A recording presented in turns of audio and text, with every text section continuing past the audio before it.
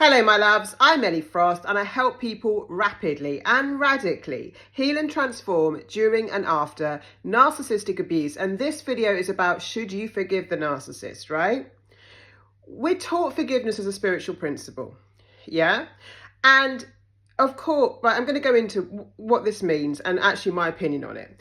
One is, right, that you can't force forgiveness. So I find with my clients and people that come into my program, once you've done the healing work on yourself, forgiveness kind of naturally happens. Now, what is forgiveness? Well, in my world, right, it's when I can accept what happened, right? I might not like it.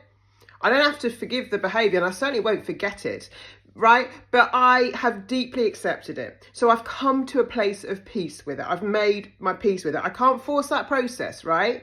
Forgiveness will happen naturally as part of your healing, but you can't force it. So many people are trying to work on forgiveness when actually you can't force this, right? I'm trying to forgive them. I'm trying to forgive them. It doesn't work like that. But when you get your life back, when you get your sovereignty back, right, you're no longer being controlled by what happened to you because you've healed the trauma. You see, trauma lives in you. It's not what happened to you, it's what lives inside of you afterwards. And when we can't forgive, the problem is we stay in anger, we stay in resentment, we stay in bitterness, we stay in pain, right? So you can't force forgiveness. It's not actually the first place to start, trying to forgive someone. The first place to start is on your own healing, right? And from that place, you will be able to accept what happened. Now, people also confuse forgiveness with letting people off the hook, right? Say you cheat on me as a partner. I can forgive you for making a mistake. I can have compassion and empathy, but I can still have boundaries. And that boundary might be, but you don't get to be in a relationship with me anymore. Yeah.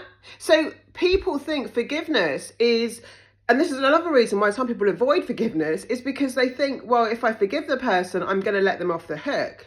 You know, I'm going to that means I've got to accept their behavior and accept them into my life. Look, what I'm talking about with acceptance is accepting what happened to me. It was wrong, but it happened and I accept that was part of my life. It does not mean I accept that behavior. Do you see the distinction? So I can forgive someone and still not tolerate and have no room in my life for their terrible behavior. I hope that makes sense. Lots of love. I'll speak to you soon.